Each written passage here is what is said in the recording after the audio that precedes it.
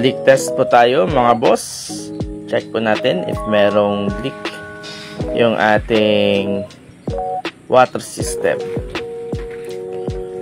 So good day mga boss, another day, another installation po ng ating battery cages. Ngayon po nandito tayo sa Madalag, Barangay Poblasyon, Madalag, Aklan mga boss. So ang unang first step po sa ating installation is of course po maghahakot po muna tayo. So dito po magpapawis po muna tayo kasi medyo mataas po itong area ni Bossing. So medyo malayo pa po ito sa kalsada. So nakailang balik din po kami dito. At eto nga po yung housing niya dito sa bandang taas. So pagkatapos po maghakot is nag-umpisa po kagad kami mag-assemble nitong mga panels natin. So bali po mga boss, sa isang set po, tatlo pong ganito. Yan, tawag po namin dyan panels or tier or isang patong po. So tatlo pong ganyan yung isang set natin. So ito nga po yung mga nagawa namin. And ito po is mga alas 12 na. So si boss po nag-prepare ng lunch natin. So ito nga po yung lunch natin. So meron po tayong bulalo. So maraming salamat boss sa ating pa-lunch.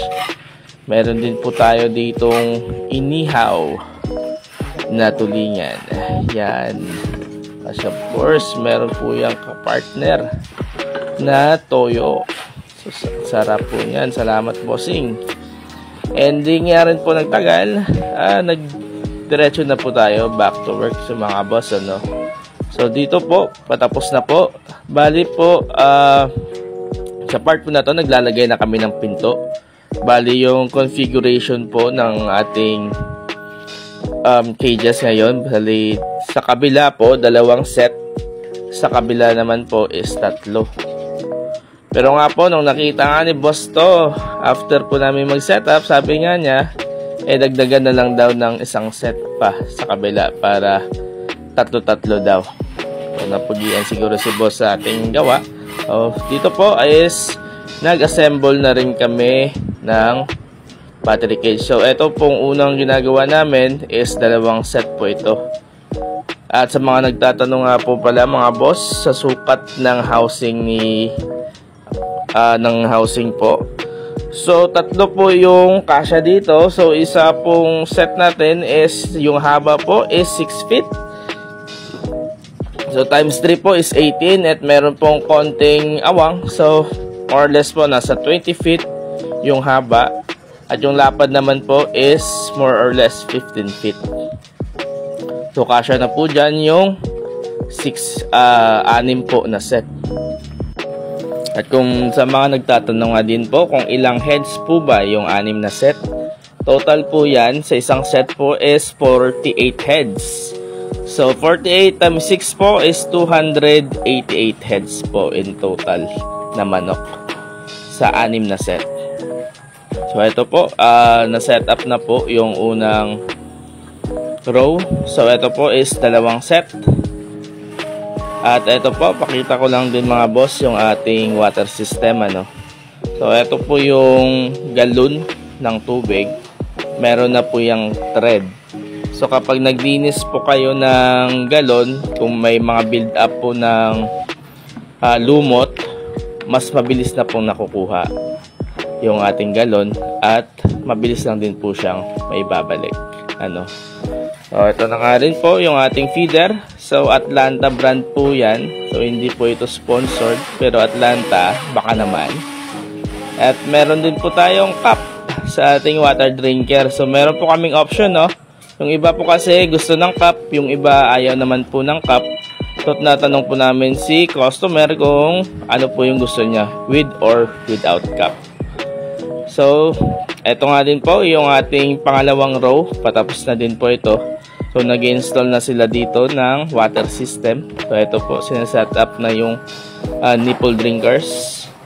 At ito na nga rin mga boss, yung ating sa kabila. So 3 po yan. So ginawa naman po namin dito sa kabila is tagi-isa pong galon sa isang tier or sa isang patong.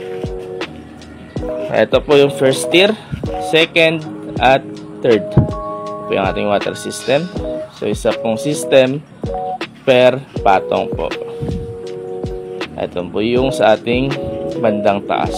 So, ito po yung itsura niya.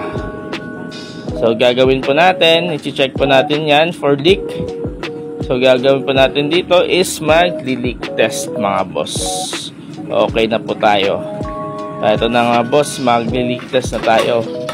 Yung leak test po, ginagawa po yan para malaman natin if may leak po yung ating water system at para po hindi po kami pabalik-balik dito. So kapag may leak, habang wala pang manok is maayos po kaagad. So ito nga po yung isa nating kasama. Hindi daw siya magkasya doon. So, nagpapalit po siya dito sa isa. Ito po ang aming poging installer, si Papa Frenzy. Yan. Very agile po yan. So, ito. So, bali nga po, yung manok po na dito kina boss is February 21 po namin i-deliver. Tapos yung isang set naman po is install on Wednesday. So para pagdating po ng manok sa 21 is okay na po lahat. So ito na nga po, okay, wala pong leak. Sine-check po namin.